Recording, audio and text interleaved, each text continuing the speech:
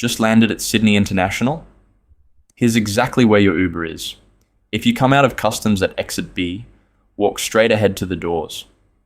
The Uber pickup zone is right in front of you, and the taxi rank is right next to it. Request your ride, get the PIN code in the app, and you're done.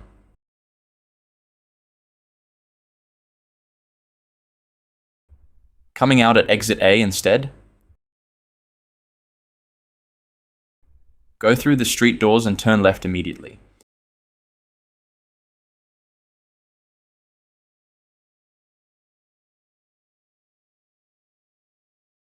Walk about 100 meters along the terminal building, and you'll reach the same Uber zone.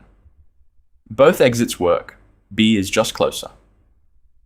Now, if you're using other rideshare apps like DiDi, or you've booked a limousine, that's a different spot.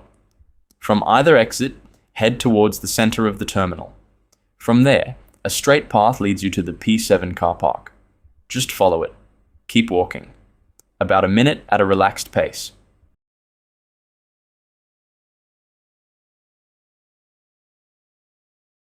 And here we are.